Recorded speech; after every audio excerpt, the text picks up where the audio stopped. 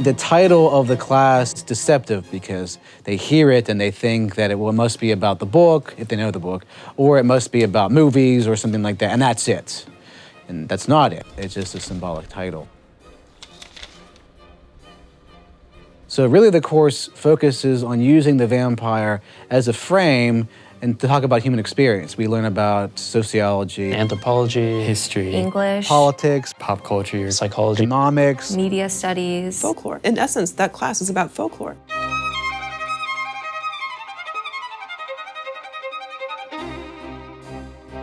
No one would sign up for a class called folklore. But what he did is he had the guts to say, well, I'm gonna take a completely new approach to it that I know my students will love.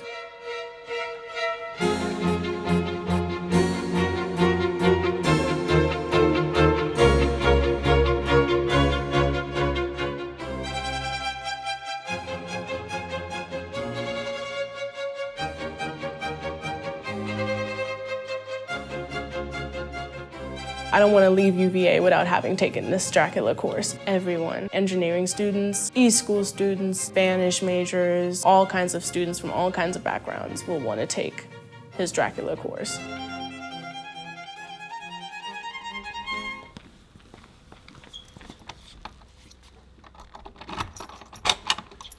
Folklore is how human beings express what they are as a culture. And Dracula is symbolic of roughly 3,000 years of cultural development that people today consume in maybe mere seconds. You think about a character like the Count from Sesame Street. Most children in America have seen the Count and they know how he talks. And he talks like this, and he counts numbers and everything around him is countable. And the voice and the way he looks with the widow's peak and the two teeth, when somebody looks at that, they think, some kid stuff here. But if you look at the actual traditions that go into that one character, the two teeth come from literature in the 1840s. The widow's peak comes from film in 1931. The way that he talks comes from film and stage, 20s and 1930s.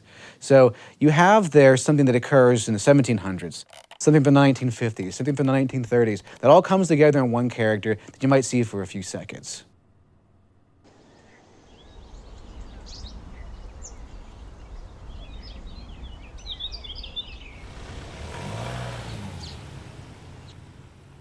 I think there's just something a little dark inside all of us that's drawn to this subject. Vampires have survived over the years to be like a mirror to humans in some kind of way, and we can really look into these monsters and see ourselves in them a little bit. I just cannot imagine somebody else teaching it and bringing the same kind of life that he brings to the class.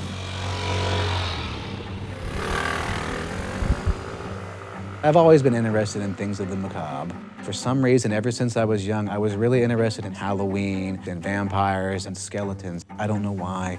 So I've always sort of dressed my own way. I've always tried to be kind of different than everybody. The reason I picked this picture is because I have a Grateful Dead shirt on, and I never liked the Grateful Dead. The only reason I wore their shirts is because they had skeletons on them, and people hated me for that. I went through typical bullying when I was younger. Why am I being considered not cool because of shoes I have, or the fact that I have a shirt that has a hole in it? What relationship does that have in terms of my identity? It made me think about people more. It made me think about society more, and what do these things mean? Human beings, when we are frustrated and we don't understand things, we symbolize them. We direct our energy into a scapegoat or some sort of symbol to try to cope with what we can't figure out in reality. Famine, death, disease, whatever it could be.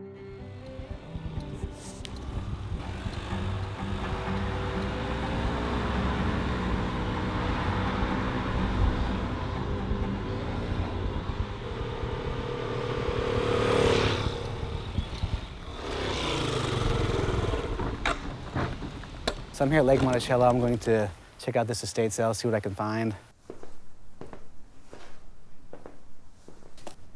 There's a lot of value in the past, and I think that it's important to analyze where we've come from to really understand the future and to understand what we are.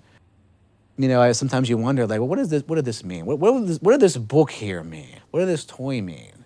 Did they have a child that played with this toy? Did that child live? Is that child still alive? What does it mean today? Can it mean anything today? And there's lots of, things, thoughts like that come into your head. You're walking through somebody's life, basically. It's gone.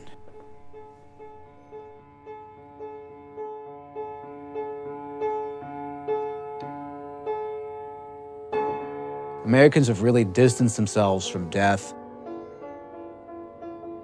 We don't like to talk about it. Of course, we hate when we have to encounter death. It really upsets us. And I think really understanding death and being around it more gives you more respect for life. We lost our first child. Didn't make it that far. It was only like 4 or 5 months into the pregnancy. But I mean, even that was like tragic. I couldn't imagine having a child. I hope I never have to experience this. A child that lives to a certain age and dies. I want to remember them alive if I can. And if you can't, like, what do you do? How do you cope with that? And that's what vampire folklore helps us do, is cope with death, to really understand life more.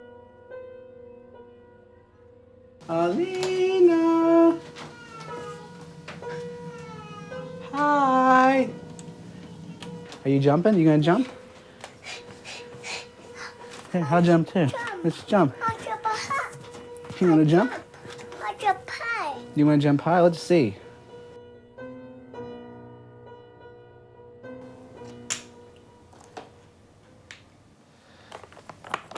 The floor is kind of... I make a big one. No, not done yet. Oh. I make a big one.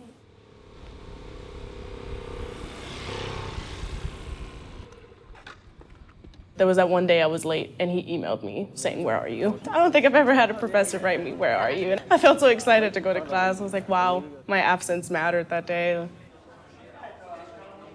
But final lecture now, here we go, diseases. Students sometimes ask me why I save this lecture for the end, because it really brings us full circle to what this whole course is about. Students aren't just learning about vampires, they're not just learning about Dracula. What they're really learning about is human experience, how human beings interact with each other, how we interact with the world, problems that are out there that we've never figured out. The vampire, original in Eastern Europe, was a symbol of disease, and over time, it's become a symbol for almost anything. Well, the 1840s, decadence and decay of the aristocracy. 1922, fear of immigration in Germany, especially Jews. 1931, in America, the evil rich. 50s and 60s, a little bit of the 70s, questioning of religions. 1970s, sexual revolution. 1980s, the breakdown of the nuclear family. 1990s, racial identity. Until we figure these things out, symbols like this help us to achieve catharsis, right? It's an emotional release. We deal better with symbols, and we have no answers to problems like this. So the vampires changed over time and retained its relevancy because it represents us. That's why it's still there.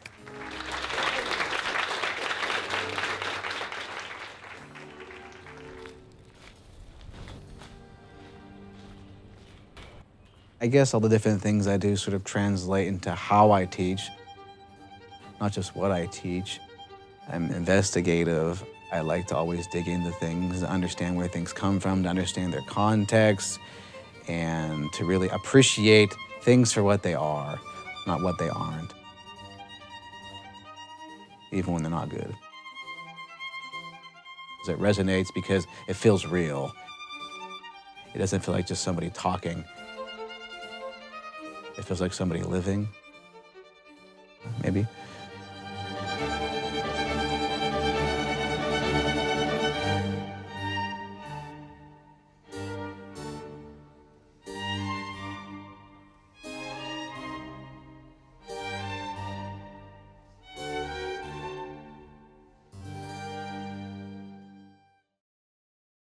One of my friends who took the class with me, ever since, like, if we're ever just like in a public place, we'll like look over and be like, all right, find the vampire.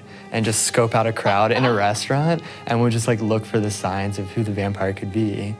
I think that like if anybody were secretly a vampire, it's him and his wife. Some people just have the look. Some people just have the look. Don't put it. Yeah, I don't think he would want me to say that.